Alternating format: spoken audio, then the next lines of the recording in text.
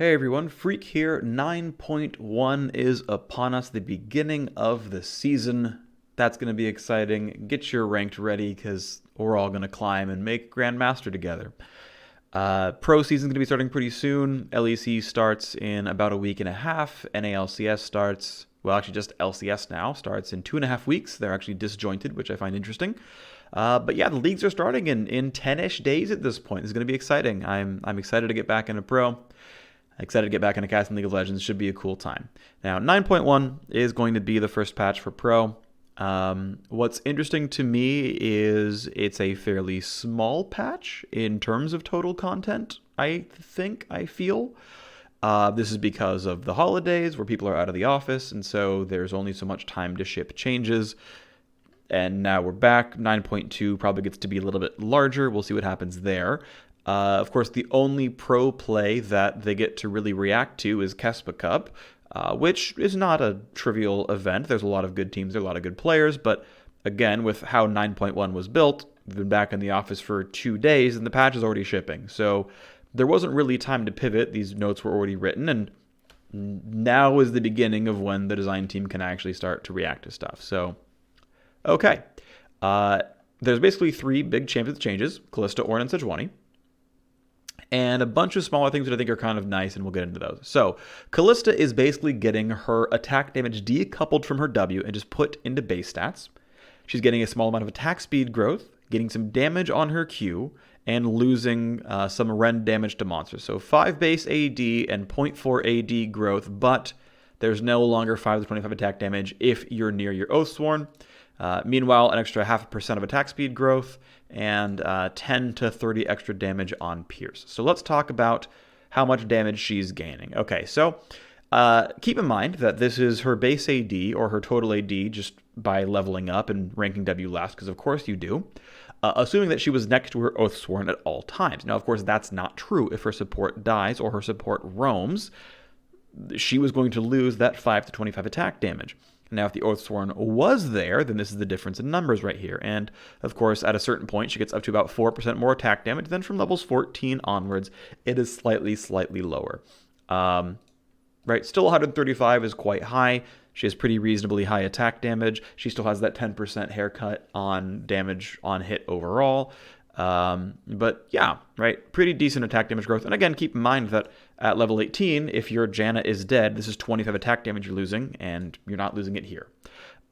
Overall, that is a massive buff. Even if you were literally always by your Oathsworn and this damage never went away, this would still be a very large buff to her overall damage output as a kit. So that's a big deal. With the attack speed growth in there as well, you're seeing instead of it being a 4% damage increase, it's an 8% DPS increase. Keep in mind, in the real world, she's buying more attack damage and more attack speed, so the real percentage values are not going to be quite so high. But still, this is a non-trivial boost to her PvP damage. This definitely matters quite a bit. The Q damage also, again, up 10 to 30. And keep in mind, it's up 10 to 30, and she has higher base AD in a lot of the time. You max Q second. Here's the data table here.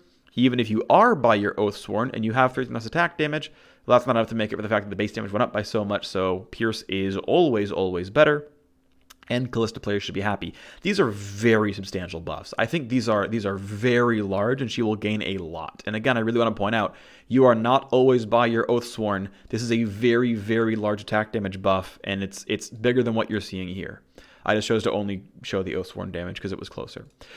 Really big. Now, again, the last thing that happens here is Rend only does half damage to epic monsters. That is only Rift Herald, Dragon, and Baron. Those are the only things that are epic monsters in League of Legends. That doesn't happen very often. This should be an overall very large win rate buff to Kalista, who was, last I checked, sitting around 45% and could do with the buff. I could see her easily being 49% or higher. I can see this being a 4% win rate buff. I think it's that big. Might be wrong, but that's the flag I'm planting. Next up is Ornn, and I think there's actually some really cool stuff here. I think there are big design wins on Ornn, where I think the kit probably should have done this from the beginning, and then there's a bunch of other stuff that is going to take some time to unpack that I don't have strong opinions on like design fidelity. So, health growth up, health regen up, health regen growth up, armor growth up, base attack damage up. So, big increase in Ornn's base stats, which is here. Health old, health new, goes up to 2181. Overall, it's up to 4% more health. Keep in mind that he's going to buy a bunch of health items, so it doesn't quite mean so much in the real world. Would I like to see rounder numbers? Just if you're tinkering with base stats, maybe round the numbers. It's 565.64. Like why? I don't know, but that's the number. The health per minute, by the way, I want to point out that this is the wrong stat. It's actually higher than this. In the real game, the base health regen growth is not 0.7 but 0.8 health per 5. So this is slightly incorrect. It's not that big of a deal, but I just wanted to point that out. That this buff is not quite as big as it looks like here because this is the wrong number.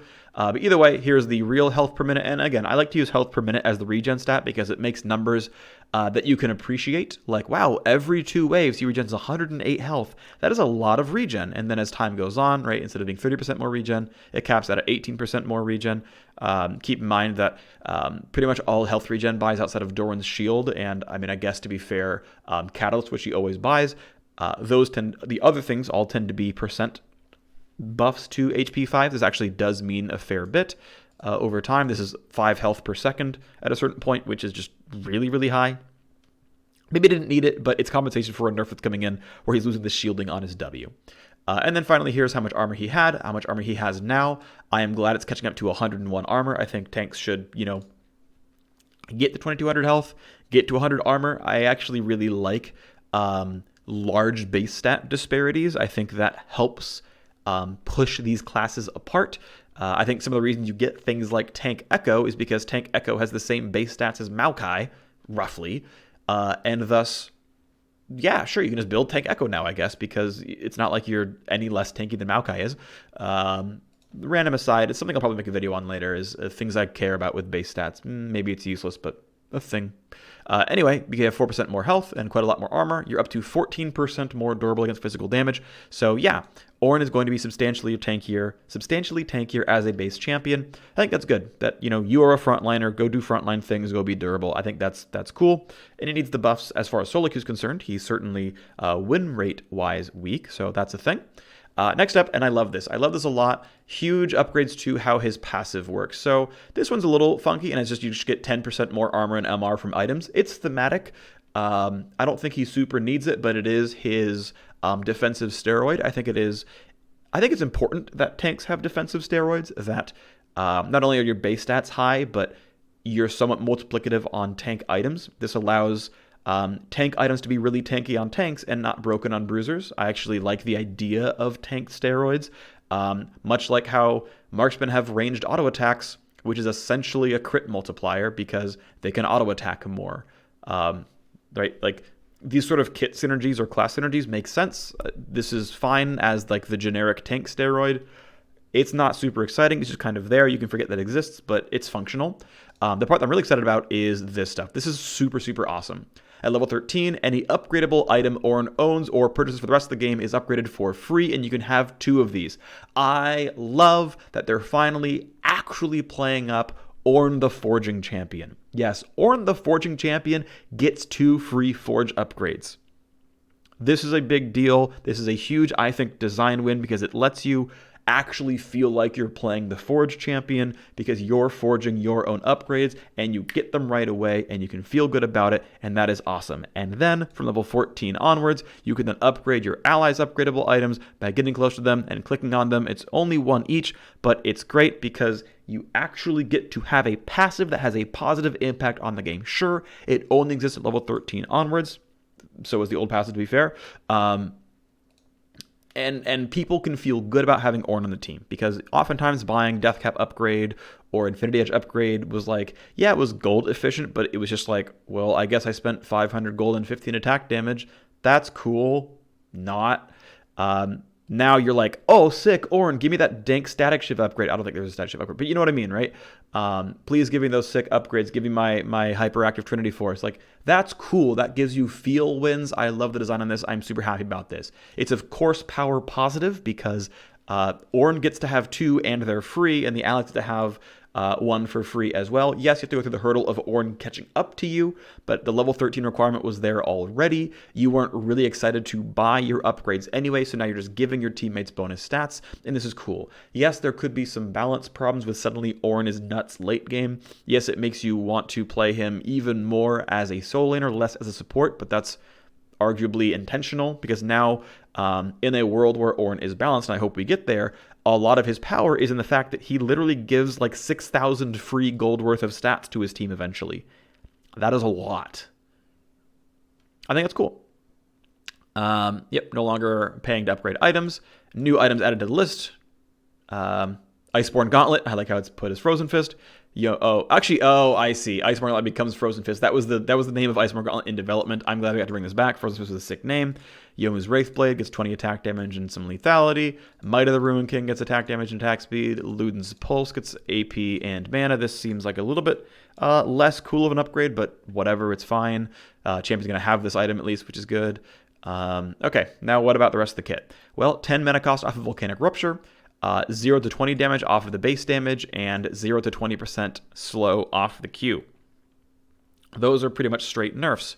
And here is the math here. Because he gains 2 attack damage, it actually does more damage in the very early game. Yes, the ability has a 90 base damage because it scales 1.0 base AD. With a 20 base damage is quite a bit. So that's actually fairly significant right there as a thing. Overall, sure, cool. Yeah, he does lose some damage, but again, only from level 8 onwards because you max it second. You arguably might not max it second now because of this. I don't know how likely that is, but it's a possibility. Maybe you max E second as a result and you're more mobile, and Q is a 1-point wonder. This is a possibility. I didn't consider that too heavily. Either way, there's still some level incentive. Here's the slow difference. Again, it's the same until level 8, and then from level 8 onwards, yes, it does get quite a bit worse. And going from a 40% slow to a 60% slow, or vice versa, is a pretty substantial power loss, right? Your opponent is moving 1.5x as fast as they would have compared to the other slow. And that doesn't count diminishing returns. There's reasons why it won't really be this, but, generally speaking, this is fairly accurate, and that's a fairly meaningful nerf. Not huge, but does matter. This is actually wrong. The shield was 12% max HP. I have that updated, but he's gaining unstoppable. This cooldown thing is also wrong because the cooldown is scaling based on rank, so I don't know what the cooldown actually is, but this is just randomly something else. But overall, the spell comes out faster. You are unstoppable while casting it, but you lose the shield. You move faster as well while doing it, and this is technically part of your passive, the brittle proc damage. At least it was last time I looked at it. Like I went into practice tool with Ornn yesterday. This was technically part of the passive, not that it really matters because you're always going to auto after the W. And let's talk about how much this W changed overall. And here is the W change. So the shielding, if it was 12% max HP, used to be 68 to 251. Of course, it scaled with further purchases. Getting to 4K health was pretty unlikely, but if you bought another 2,000 health somehow in items, this could be like a 500-point shield. Of course, now it's 0. Instead, you're unstoppable. That can matter. Cool. Obviously, shield losing a lot. But I chose Ornn's old base HP as the expected target of brittle damage, and it went from doing 40 to 272, doing 68 to 430. This is a lot. Doing 20% max HP is a large amount of damage. This pushes him a bit more towards Juggernaut status, which I know people have mixed opinions about, but it pushes him towards Juggernaut slightly. And here's the damage difference. It can do, 100-something damage difference when you're, 200-ish health off. So certainly this damage upgrade does not make up for the shield loss, even if you're always triggering W and you're always blocking damage perfectly. But again, you're still seeing this cooldown go down. You're unstoppable during it. The duration goes down. The self-slow goes down. Like, there's enough here that even though you're losing the shielding, I can see this overall. If this was the only change, I could see this being a buff to the W. I'm not sure it is. It's hard to say. I'm not sure how much better this cooldown actually is in the real world, because, again, this is not what the cooldown of the ability actually is, as far as I can tell. But this is still pretty substantial. This is a pretty big damage bump, so this should matter a fair bit. Should going to make him more aggressive. And again, even though you're losing the shield, you are getting this health regen up here, and this health growth. So you are somewhat making up for the shield loss in just pure base stats, and I think that's fine as well. Overall, I think these changes outside of the Q, which is clearly a nerf, are still buffed to the kit. Next up, lower mana cost on early ranks of Searing Charge, and some quality of life keeping the Q pillar alive. That's kind of nice. Right, this is not massive. This just kind of exists. It makes him certainly a lot less mana hungry, which is cool. You can spam a lot more. Okay. And then finally, a very, very big change to the ultimate. The slow is worse in almost all cases. It only scales up to the old slow value, starting at 10% if you're max ranging people, which happened a lot, to be fair. This gives people the chance of getting out of the ultimate. Yeah, this is, of course, a very substantial nerf, and this one's even bigger. Instead of 1.5 to everyone. And by the way, the 1.5 did scale with tenacity, or at least scaled with brittle. Unique interaction for Ornn himself. He has a selfish brittle interaction despite being a knockup. So it's still going to be 2/3 as much of the knockup on the primary target, assuming that they were hit by the first half of the ultimate. But it's not going to be a 0.5 second difference. It's going to be like a 0.7 second difference because brittle matters. So that's a thing to point out. But yeah, I mean, this will still be more than a 1 second knockup because of brittle. And either way, it's of course 1/3 as good on everyone else. Is a very, very substantial nerf. It means he's going to hit the front liner. Someone's going to tank this and be like, I was knocked up. This is, of course, a very substantial nerf. I still think Ornn overall has a win rate that goes up. The base stat upgrade, the passive upgrade, those things are really, really, really big. I expect Ornn to be more powerful overall as a champion. Just certainly a pretty substantially worse initiator. And to be fair, this ultimate was basically broken forever. It just dumb, busted, overpowered. So this kind of needed to happen to make Ornn not a 45% win rate overpowered champion. So I think this is good. I think these changes, these types of changes needed to happen. And I think this is positive. So I am happy about these changes, pretty much all of them. Some of them felt a little finicky like this, but whatever, you do you. I trust there's reasons. You was probably mana starved. I didn't really play much Ornn, so I didn't really know that. Nor do I really play top lane, but okay. Next up, big changes to Sejuani, and once again, I like how a lot of these changes are working. So, massive health growth upgrade, pretty big armor and armor growth upgrade, MR back online for what tanks normally have, some attack damage growth, which is cool as well. And so let's talk about what Sejuani's base stats are now, and a really substantial health upgrade, 2,300 max HP at level 18. I am excited about that. I do want to see tanks have some real differentiation in their base stats, right? Her armor goes up above 100 now. Her MR back on track at scaling up to 53. So 14% more health, up to 29% more physical durability, up to 25% more magic durability. Really, really substantial upgrade in her base tankiness. Sejuani, just by gaining XP, by being there, is gonna be a tanky champion. I think that's very good. I am happy about that. I think that's super cool. Okay, next up though, there is a pretty big nerf to her passive, and this is the compensation. Instead of giving a crap ton of armor and MR and then another double of whatever you had before, it's just the 20, doesn't scale up at 7 and 14, and it's only 25% of bonus armor and MR. The compensation is it lasts a bit longer, but it's a pretty substantial durability drop. So here is that comparison, and I'm keeping, and this updates for the new armor and MR base values of the champion, and this also keeps, this physical durability column also keeps track of the new health growth as well. So she used to have 82 armor with 560 health. Or let's go, she used to, with her passive on level 18, had 284 armor at 2,000 health. Now she has 126 armor at 2,300 health. Your 2/3 is durable. Now, this is still very, very tanky, right? You're still sitting at 126 armor. You still have some multiplication on that, which is nice. You're still sitting at 73 MR with a lot of health. Like, that's still there. It still exists. It's still some extra tankiness. It allows you to frontline and absorb a bit more burst than before. And 3 seconds is a pretty long duration. That should help quite a bit. I'm pretty sure she still has the slow immunity while this thing holds. I don't think that got removed from the kit. If I'm wrong about that, that's my bad. But certainly, yes, the passive is pretty substantially worse. And I think this is a good thing, though. From what I had gathered talking to pro teams, is the fact that Sejuani could basically freely face check anything on the map and just have 280 armor before you bought literally any armor items. You could walk away from anything. You had 200 MR. With marksmen have this much base MR. Like, the Twitch has that MR at level 18.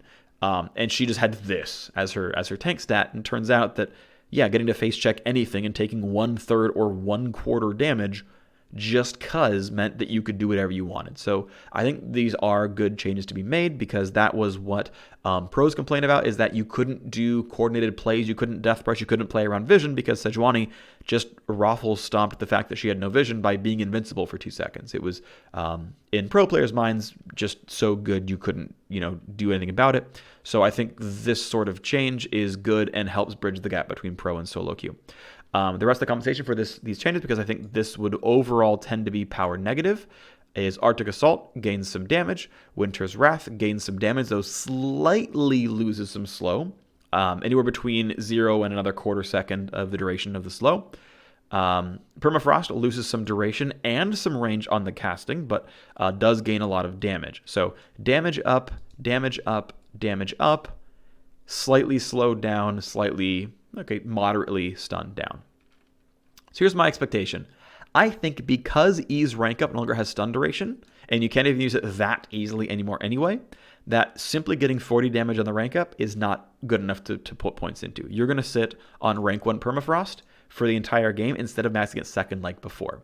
So because of that, you can now max Q second. And so here is what I'm expecting the Q to look like before and after. The damage goes up by a freaking lot. Right at the apex at level 13, it does 240 instead of 60. Also keep in mind that the cooldown has a 1.5 second scaling on it, so a really, really substantial cooldown cut as well. 17 becomes 11 at apex. Of course, it doesn't matter, levels 1 through 7, but level 8 onwards, it's a really, really substantial upgrade to your cooldowns and your damage. And this, I think, is quite meaningful. She is going to essentially body slam into you with a lot more damage. And I know some of the complaints I saw who saw this change list were like, oh, you're just turning this champion into a juggernaut. But if she's face checking you for knockups more often, she's providing crowd control, right? Like CD better on the Q is a crowd control uptime buff. She's going to be really quick, don't get me wrong, but that's a crowd control buff overall to the champion. So really big buff to the Q here, because you're going to max it second, because you don't really have a reason to rank the E anymore. As far as the W change is concerned, it's 0 to 20 base damage going up here. This ability also has percent max HP scaling on it as well. Here's the overall damage bump. It's up to a little bit.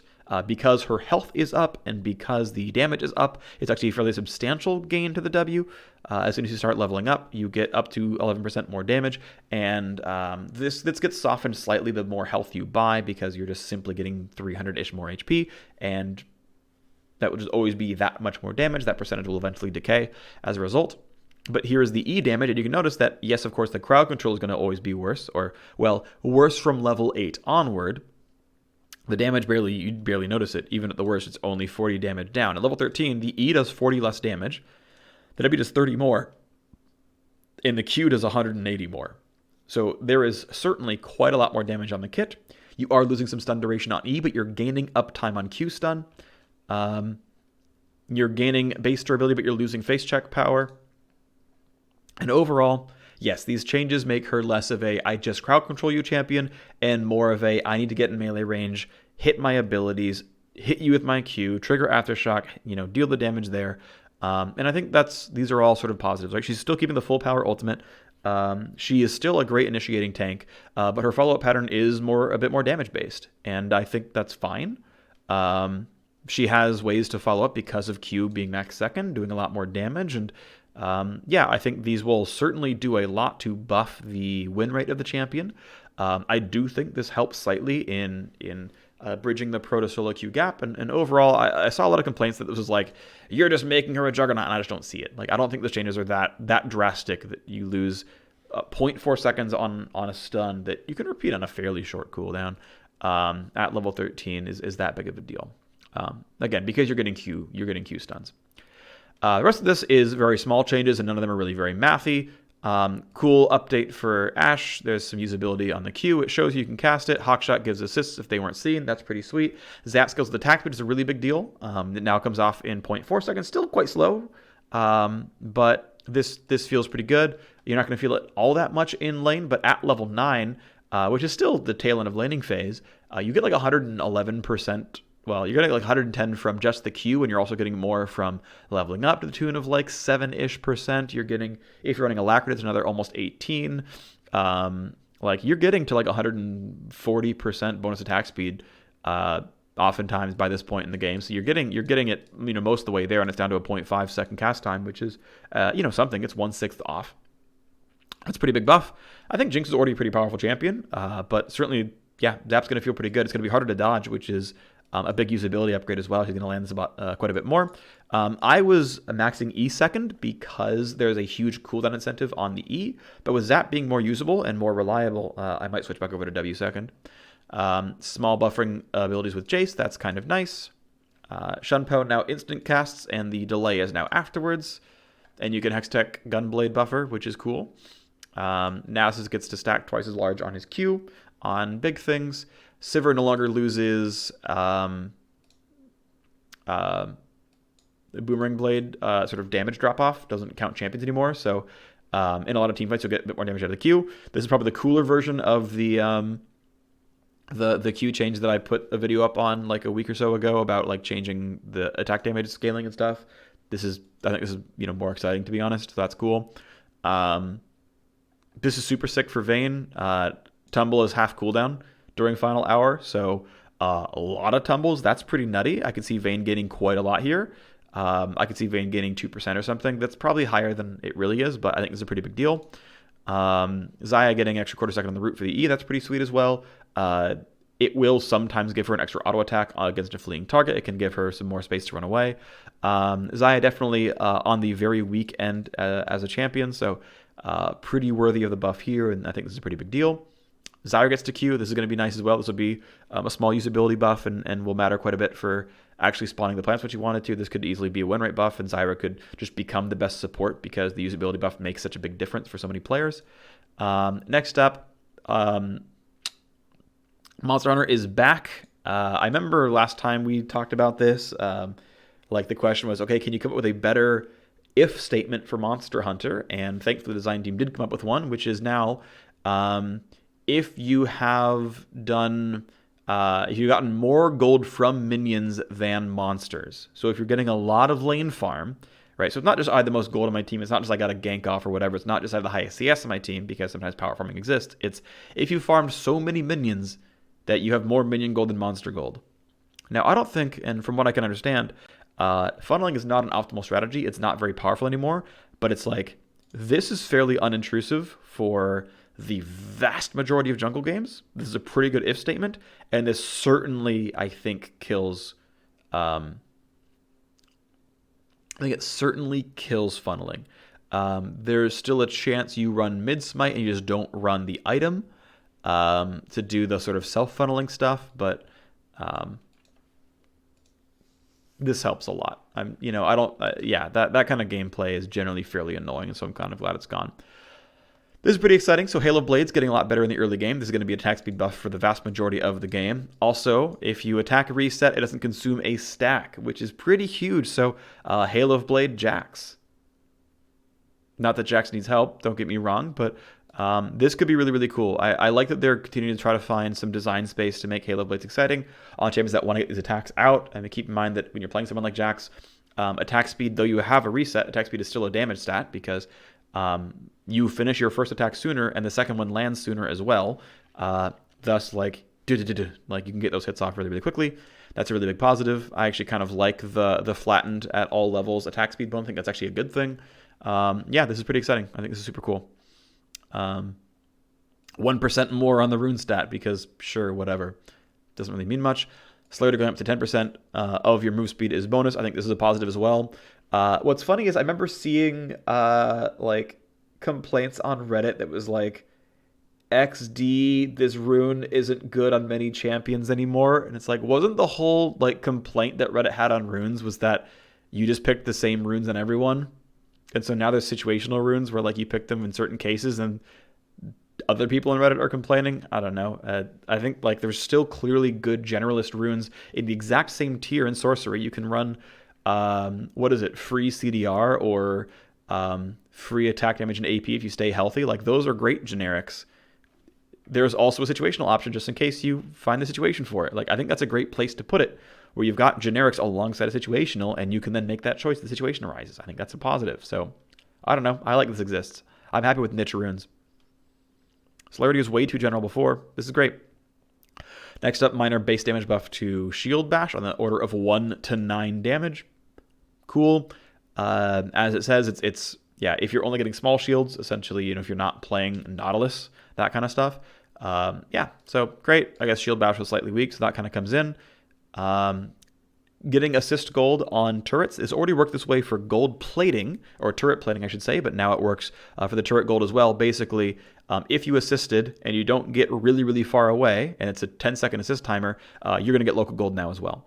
And if you didn't touch it, well, it's still slightly larger radius. I like this. Honestly, yes, there was some cool gameplay around like helping to kill the turret and then backing off so the carry could get all the gold, but I also like that supports get money. It's my secondary role. I'm happy to run backwards as Xayah. Like I get it. It's optimal gameplay. But it's also nice that you're like, nah, there's just not a point in running away. We're just going to share this. I think that's nice, right? It's a team objective. The team should be rewarded. I think that's just good. You can make people feel better about lower income roles and helping with turrets and whatnot. And I think this is a positive. And again, yeah, turret plating already work like this. That's cool. Yeah. Okay. Also cool stuff is long range abilities now show if you are in range when you ping them so that your teammates know what's going on. This is pretty sick. Kenai Galio, Nocturne, Pantheon, Yasuo, Caitlyn, etc., etc. This is pretty sweet. I like that. I like that a lot. Notice that Shen's not here because Shen's always in range. Also super cool that you can now ping more detailed information on your abilities. So Draven's Adoration, Heimer Turret, etc., etc. Really cool quality of life stuff. Super love it. Really, really cool stuff. Next up, the HUD can communicate stuff better, so that's kind of nice, showing a remaining duration of various abilities. So how long Braum E is going to last, how long Alistair E and R are going to last, right? You get them off the buff bar onto your UI. I think it's still on the buff bar so other people can track you, but you know better how long your stuff lasts. I think those are really, really positive. These are really great. I love that these things exist, and I'm happy about all of these changes. Wonderful, wonderful, wonderful. Thanks very much. Cool stuff. If you have like a recast on this stuff as well, because you're like, it's locked out because you can reactivate. So more giant quality of life, awesome stuff as well. Beautiful stuff here. There's some bug fixes. That's exciting. Most of these didn't seem gigantic. They're mostly skin based. This one was gameplay affecting. This had some gameplay effects, or at least it's like, we get into visuals pretty quickly here. This one was actually a fairly big deal. This happened in like I think it was a Kespa Cup game or a Chinese tournament. I forget what it was called. New skins coming up. Blood Moon Pike, Blood Moon Sivir, Blood Moon Aatrox, Blood Moon Aatrox Prestige Edition, which is pretty sick looking as well. Cool stuff. More chromos as well for all these skins. So that's the patch. 30 minutes. The TLDR is basically that Ornn and Kalista and Sejuani are all going to do a lot more damage. Sejuani should max Q second.